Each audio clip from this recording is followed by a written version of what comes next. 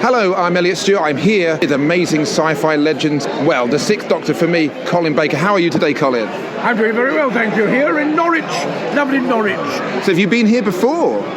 I've been here many times. I've worked for the Theatre Royal quite a lot. I've done panto here at least once with the very great local performer Terry Malloy. We did panto together some years ago. So were you, dare I ask, were you a dame or were you a baddie? Where were you in that one? I was the baddie. Was I the baddie? I think I was, yes. Terry was the mayor of wherever it was, and I was King Rat or something like that. Well, I was going to say, because some of your early roles, you were a baddie in The Brothers, wasn't that right? And well, I didn't think of him as a baddie. He was an anti-hero, if you like. He was a kind of JR character, for those who remember Dallas from way back. But he never broke the law. He was just a little bit thoughtless, shall we say.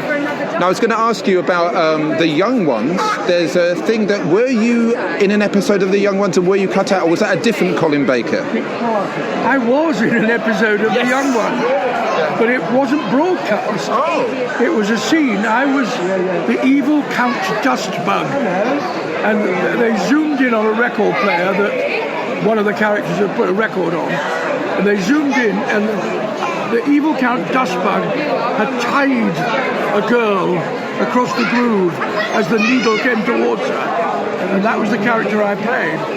But it was edited out of the broadcast, but it was on the DVD. I've never seen it. I'm a big Young Ones fan. How did I miss that? I mean, that's quite good. I must admit, you can see I'm wearing a ridiculous costume today. Now, you had, let's say, an opposite fondness. Did you not like your Sixth Doctor outfit particularly?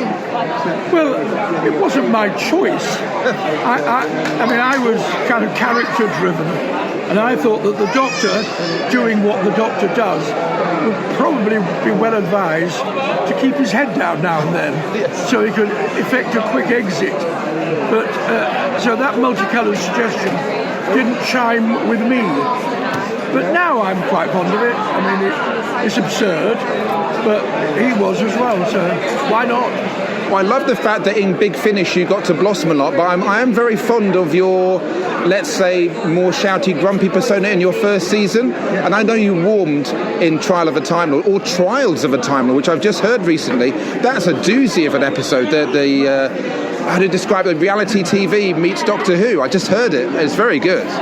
Funnily enough, I recorded that a year or so ago, and I'd completely forgotten it. When I was driving here yesterday, I put it on in the car to listen to, so I know exactly what you're talking about. Oh, it's good to know. And I was listening to it with the same degree of lack of knowledge as the average listener, and I was very surprised when it turned out to be what it was about.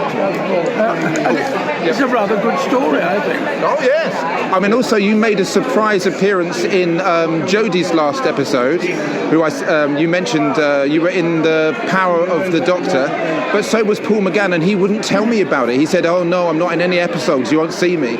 So, I mean, would you like to meet Ncuti? Would you like to be in his Disney Doctor Who? Of course I'd like to be in anything. I'm an actor and I like doing my job. And I think Ncuti is a great Doctor. I love him. But every Doctor there ever has been, and I exclude myself because I lack objectivity, but they've all been brilliant Doctors.